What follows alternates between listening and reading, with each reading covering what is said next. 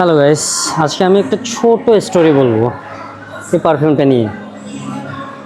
এটা আমার যারা ইউজ করা fourth or fifth perfume, but এটা আমাকে আমার একটা ফ্রেন্ড দিছিল অস্ট্রেলিয়া থেকে।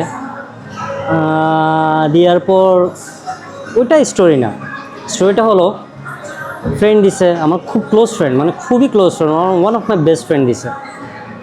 দেওয়ার পর আমার থেকে আমার আব্বু এই পারফিউমটা বেশি পছন্দ করছিল।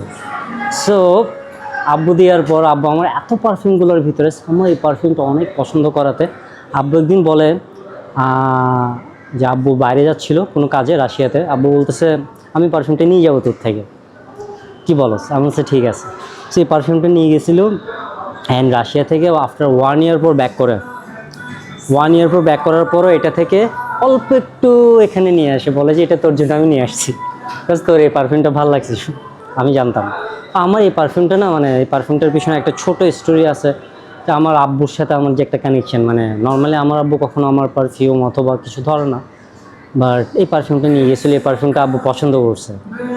অ্যান্ড এই পারফিউমটা আমি জানি না এটা শেষ, অলমোস্ট শেষবার, এটা শেষ হইলেও আমি এটার বোতলটা রাখবো, সবসময় রাখবো। এই পারফিউমটার স্মেল খুবই manly, very manly, very strong. এই পারফিউমে আপনি সুন্দর সামারের একটা ভাইবস পাবেন, মানে সামারের জন্য এই পারফিউমটা 10 out of 10। If I say this one 10 out of 10, মানে বাবাদের বয়সী বা এই বাবাদের বয়সের যারা আছেন অথবা আমাদের ইয়াং এজের সবাই এই পারফিউমটা পছন্দ করবেন guys. You guys gonna love this one. So আজকের জন্য এইটুকু guys.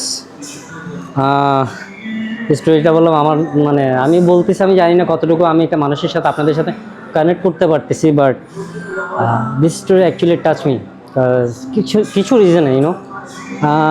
Thank you so much guys আজকের জন্য। Hope you guys are enjoy my video and আজকের স্টোরিটা আপনাদের কাছে খুব ভালো লাগবে।